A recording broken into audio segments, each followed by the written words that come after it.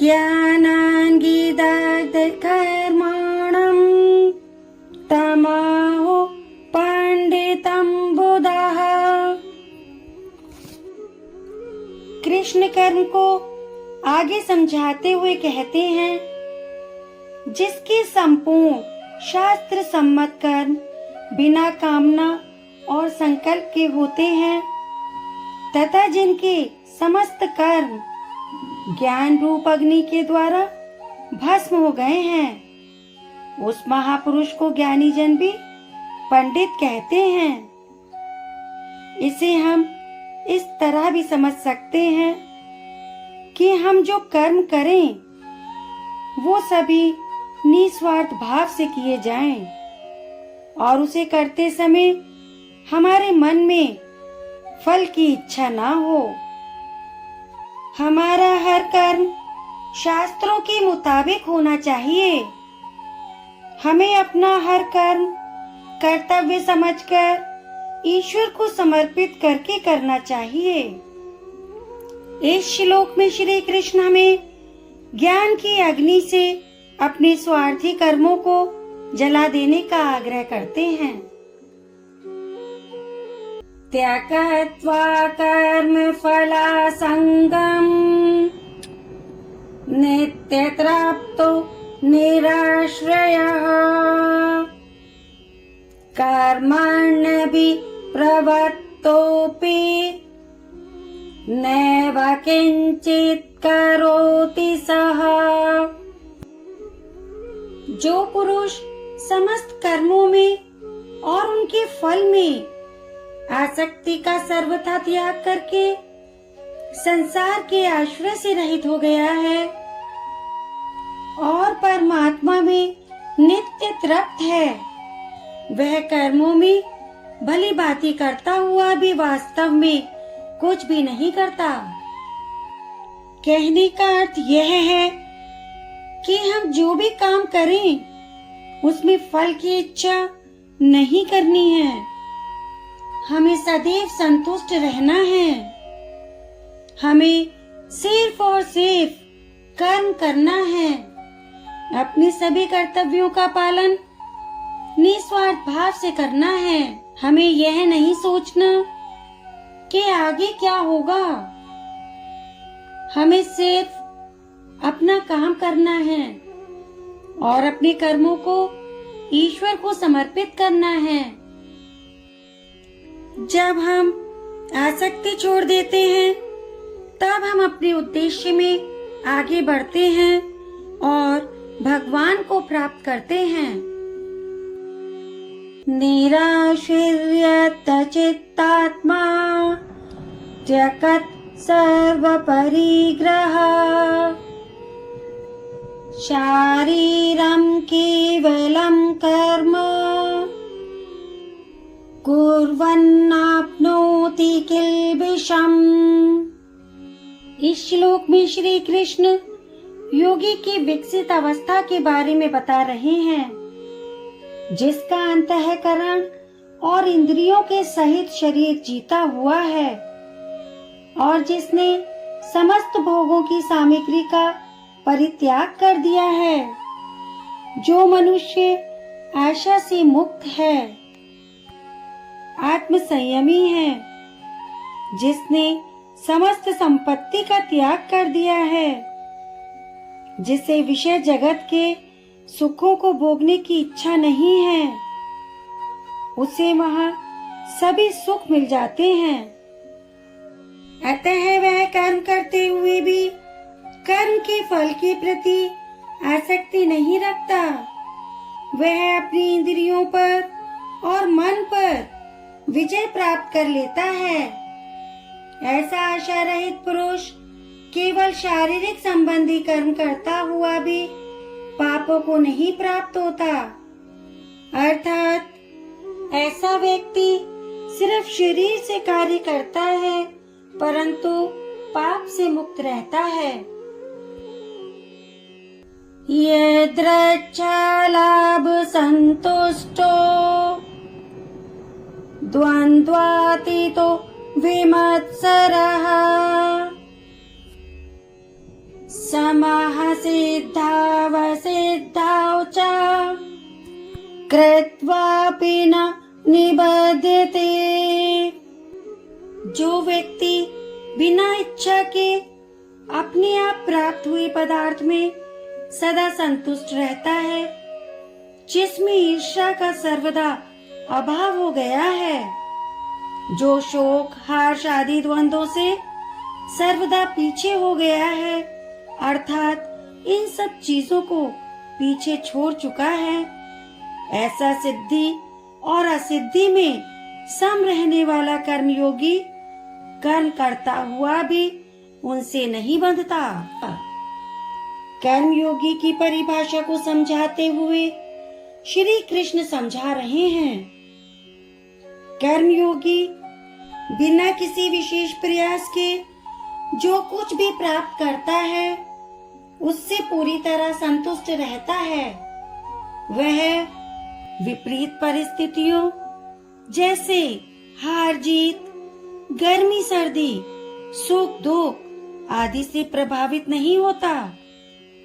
वह संसार के किसी भी प्राणी के प्रति ईर्ष्या द्वेष से मुक्त रहता है। वह सफलता व असफलता में एक ही भाव रखता है। वही असली कर्मयोगी है। गत्सङ्गस्य मुक्तस्य ज्ञानावस्थितचेतसः यज्ञाय चरतः कर्म समग्रं प्रविलीयते।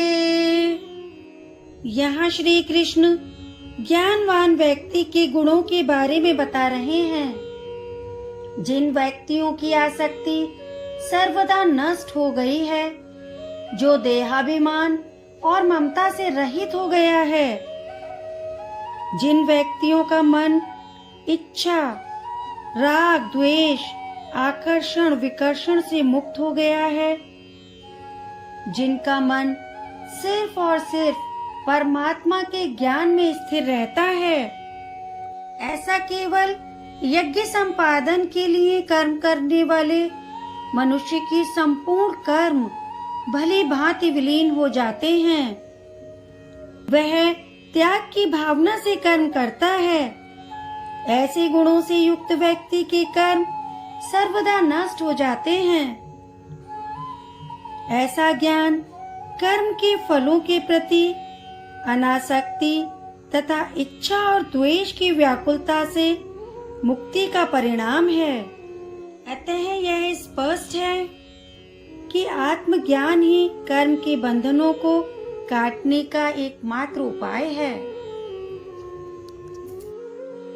ब्रह्मार्पणम् ब्रह्महविर् ब्रह्मागणौ ब्रह्मणाहुतम्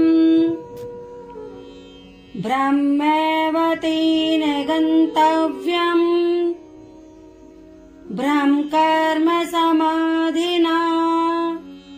श्री कृष्ण कहते हैं, जिसे यज्ञ में अर्पण किया जाए अर्थात चढ़ाया जाए वह ब्रह्म है, और हवन में प्रयोग किए जाने वाले द्रव्य भी ब्रह्म है। जो यज्ञ करता है वह ब्रह्म स्वरूप है। यज्ञ में जो आहुति दी जाती है वह क्रिया भी ब्रह्म है। योगी द्वारा यज्ञ करने पर जो फल प्राप्त होता है वह भी ब्रह्म है। ब्रह्म से यहाँ मतलब है सबसे बड़ा सत्य। चारों तरफ का वातावरण जो हमारे समक्ष उपस्थित है वह इस सत्य का ही रूप है। बस इसे समझने की आवश्यकता है। ऐसे व्यक्ति जो सभी चीजों को भगवान के रूप में देखते हैं वे सरलता से उन्हें प्राप्त कर लेते हैं। एवमेवापरे यज्ञम् योगिनः पर्युपासते ब्रह्माज्ञावे परे यज्ञम् यज्ञेनैवोपजुह्वति।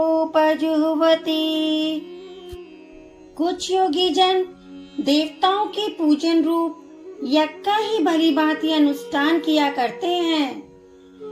कुछ योगी देवताओं के लिए यज्ञ करते हैं। वे अलग अलग देवताओं की पूजा करते हैं, उनका ध्यान करते हैं, उनसे प्रार्थना करते हैं, भगवान को प्रसन्न करते हैं। वह कर्म योगी हैं। अन्य लोग जीव को ब्रह्म से संयुक्त करके ब्रह्म रूपी अग्नि में जीव की आहुति देते हैं। अग्नि सब कुछ भस्म कर देती है। वो सब कुछ ब्रह्म को सौंपते हैं। उनका हर कर्म ब्रह्म के लिए होता है।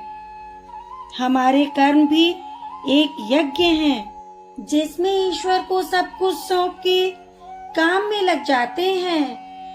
यह ब्रह्म ज्ञान है। श्रोत्रादीनिन्द्रियाण्यन्ये संयमाग्निषु जुह्वति। शब्दादीन् विषयानन्ये इंद्रियाग्निषु जुह्वति। इस श्लोक के जरिए भगवान श्री कृष्ण बता रहे हैं कि योगी अपने संयम की अग्नि में अपनी इंद्रियों को डालते हैं। इंद्रियों यानी अपनी इच्छाओं को भस्म कर देते हैं, जला देते हैं। परंतु जो योगी नहीं होते वो इसका उल्टा करते हैं। वो अपना सब कुछ इन इंद्रियों में भस्म कर देते हैं। किसी ने कुछ कहा, गुस्सा आ गया। किसी की कोई चीज देखी और उससे ईर्ष्या होने लगी। तो कहीं प्रिय वस्तुओं से सुख और अप्रिय वस्तुओं से दुख का अनुभव करने लगे। बस इसी तरह की बातों में ऐसे लोग अपने को जला डालते हैं। सर्वाणीन्द्रिय कर्माणि प्राण कर्माणि च परे आत्मसंयम योगाग्नौ जुह्वति ज्ञान दीपिते। श्री कृष्ण बताते हैं कि अपनी इंद्रियों को, अंतःकरण को वश में करने का सबसे बड़ा तरीका है ज्ञान। कुछ लोग ज्ञान से प्रेरित होकर अपनी समस्त इंद्रियों के कार्यों तथा अपनी जीवन शक्ति को नियंत्रित मन की अग्नि में समर्पित कर देते हैं। ज्ञान से इंद्रियों को संसार से हटा दिया जाता है और मन स्वयं ध्यान में लगा रहता है। लक्ष्य व्यवहारिक रूप से आत्मज्ञान में स्थिर होता है। ज्ञान से मन को नियंत्रण में लाते हैं। जब भी मन में बुरा विचार आता है तो ज्ञान ही उन्हें बताता है कि उनके जीवन का लक्ष्य क्या है। हर काम के दो पहलू होते हैं, एक सही तरीका और दूसरा गलत तरीका। उस स्थिति में आप कौन सा मार्ग चुनते हैं, यही तो ज्ञान हमें बताता है कि कौन सा मार्ग सही है। कृष्ण हमें गीता के माध्यम से यही ज्ञान दे रहे हैं। द्रव्य यज्ञास्तेपो यज्ञा योग यज्ञास्तथा परे स्वाध्याय ज्ञान यज्ञाश्च यतयः संशिति वृताः। हर किसी का युद्ध अलग है, इसीलिए हर किसी का यज्ञ और हर किसी का कर्म भी अलग है। यही श्री कृष्ण हमें इस श्लोक में बता रहे हैं। कई पुरुष द्रव्य संबंधी यज्ञ करने वाले हैं, कितने ही तपस्या रूप यज्ञ करने वाले हैं, तथा दूसरे कितने ही योग रूप यज्ञ करने वाले हैं और कितने ही अहिंसादि तीक्ष्ण व्रतों से युक्त यत्नशील पुरुष स्वाध्याय रूप ज्ञान यज्ञ करने वाले हैं। कोई ईश्वर की पूजा करके फल फूल चढ़ाकर प्रसन्न करता है, कोई कठोर तपस्या करता है, कोई यज्ञ द्वारा भगवान को प्राप्त करता है। सभी अलग अलग तरीके से ईश्वर की आराधना करते हैं और कर्म करते हैं। इसी तरह हमें भी अपना कर्म पहचानना है मित्रों, और यज्ञ चुनना है। पानी जुह्वति प्राणम प्राणे पानम तथा परे प्राणापाने गतिरुद्ध्वा प्राणायामे परायणः अपरे नियताहारः प्राणान् प्राणेषु जुह्वति सर्वेऽप्येते यज्ञविदो यज्ञनक्षपित कल्मषः। इस श्लोक में श्री कृष्ण प्राणायाम से जुड़े आयाम बता रहे हैं। जरा ध्यान से सुनिएगा मित्रों। कितने ही योगी जन अपान वायु में प्राण वायु को हवन करते हैं, वैसे ही अन्य योगी जन प्राण वायु में अपान वायु को हवन करते हैं तथा अन्य कितने ही नियमित आहार करने वाले प्राणायाम परायण पुरुष प्राण और अपान की गति को रोककर प्राणों को प्राणों में ही हवन किया करते हैं। ये सभी साधक यज्ञों द्वारा पापों का नाश कर देने वाले और यज्ञों को जानने वाले हैं। कुछ लोग पापों को जलाने के लिए जगत को बाहर जाने वाली आत्मा में प्रत्यारोपित करने का प्रयास करते हैं। इसी प्रकार बाहर जाने वाले सांस को अंदर आने वाले सांस में ही त्याग दो। और अन्य बहुत से लोग संयम पूर्वक भोजन करने वाले प्राणों के संयम में लगे हुए आने वाले और जाने वाले प्राणों की गति को रोककर प्राणों को सूक्ष्म बनाकर प्राणों में ही होम करने का प्रयत्न करते हैं, अर्थात प्राणायाम करके भगवान को प्राप्त करने का प्रयत्न करते हैं। और यही बात कृष्ण हमें बता रहे हैं।